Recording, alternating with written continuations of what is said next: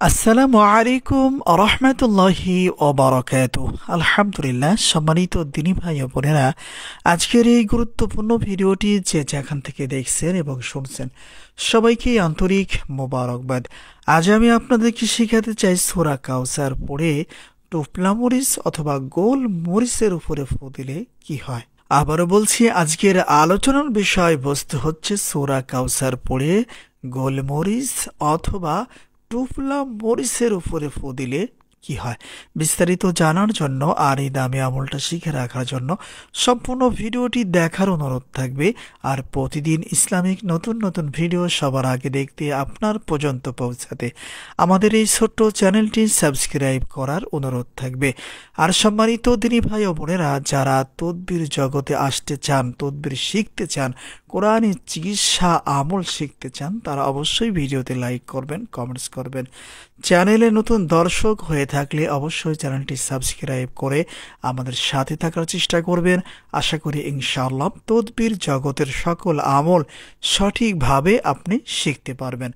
সম্মানিত দিনী ভাই ও বোনেরা, এই আমলটা কখন কিভাবে করবেন আর আমলটা করার জন্য কি কি জিনিসের প্রয়োজন হতে পারে।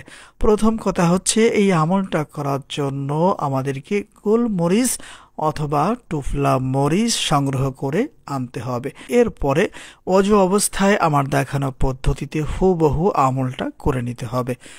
সম্মানিত দিনী ভাই ও বোনেরা, ধরে নিন আমরা বাজার থেকে 7 পিস অথবা 7টি গোলমরিচ অথবা টুফলা মরিচ ক্রয় করে নিয়ে আসছি অথবা সংগ্রহ করে নিয়েছি।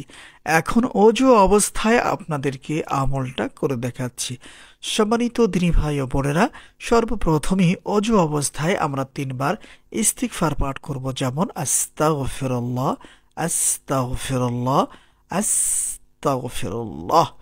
এরপরে 3 বার যে কোনো দুরূদ শরীফ পাঠ করব, যেমন সাল্লাল্লাহু আলাইহি ওয়াসাল্লাম, সাল্লাল্লাহু আলাইহি ওয়াসাল্লাম, সাল্লাল্লাহু আলাইহি ওয়াসাল্লাম।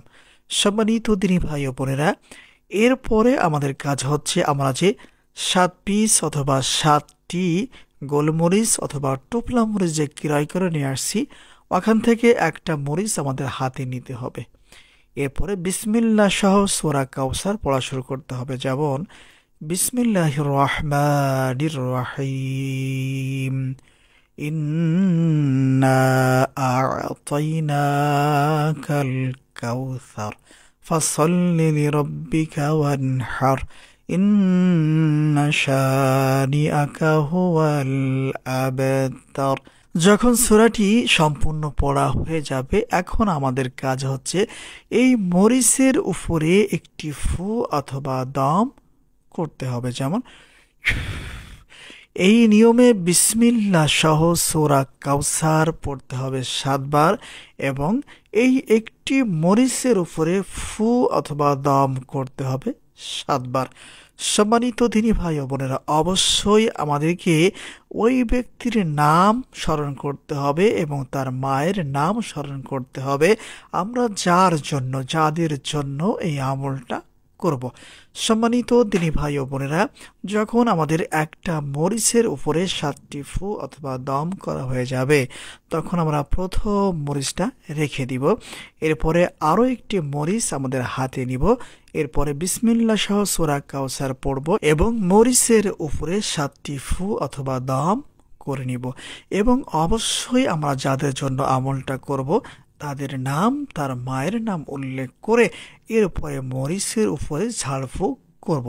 সম্মানিত দিনী ভাই ও বোনেরা, এই নিয়মে আমাদেরকে বিসমিল্লাহ সহ 7 বার সূরা কাউসার প্রত্যেকটা মরিচের উপরে পড়ে ফু দিতে হবে। যখন 7টা মরিচ আমাদের পড়া হয়ে যাবে, এখন আমাদের কাজ হচ্ছে একটু কষ্ট করে দুরুদে ইব্রাহিম পড়তে হবে একবার, যে দুরূদ শরীফটা আমরা 5 ওয়াক্ত নামাজের মধ্যে পড়ে থাকি।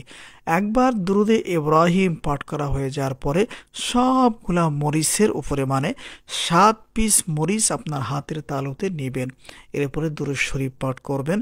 পড়া শেষ হয়ে যাওয়ার পরে 7টা মরিচের উপরে 2টি ফু অথবা দম করবেন, যেমন সাল্লাল্লাহু আলাইহি ওয়াসাল্লাম। সম্মানিত দিনী ভাই ও বোনেরা, প্রথমত এই নিয়মে আমলটা কমপ্লিট করে নিতে হবে। ধরে নিন আপনারা আমার দেখানো পদ্ধতিতে এই আমলটা কমপ্লিট করে নিয়েছেন। এখন এই মরিচগুলা কি করবেন? অথবা সূরা কাউসার পড়ে গোলমরিচ, টোফলা মরিচের উপরে ফু দিলে কি হয়? সম্মানিত দিনী ভাই ও বোনেরা, এই আমলটা হচ্ছে শত্রুকে শাস্তি দেওয়ার একটি আমল। কোনো ব্যক্তি যদি তার শত্রুকে শাস্তি দিতে চায়, সাজা দিতে চায়, তাহলে সূরা কাউসারের এই আমলটা সম্পূর্ণ করে নেবেন। আর গভীর রজনীতে এই 7টা মরিচ 7 দিন আগুনে পোড়াইতে হবে। যদি এতটুকু করতে পারেন, আপনার শত্রু অনেক কষ্ট পাইবে, অনেক সাজা পাইবে, অনেক শাস্তি পাইবে। এজন্য সম্মানিত দিনী ভাই ও বোনেরা, বিনা অনুমতিতে কেউ এই আমল করতে যাবেন না। আরেকটি কথা, দয়া করে কেউ বিনা কারণে কারো ক্ষতি করার জন্য, কাউকে শাস্তি দেওয়ার জন্য এই আমলগুলা করার চেষ্টা করবেন না। সম্মানিত দিনী ভাই ও বোনেরা, যারা এই আমলটা করবেন তারা অবশ্যই ভিডিওতে লাইক করবেন, কমেন্টস করবেন।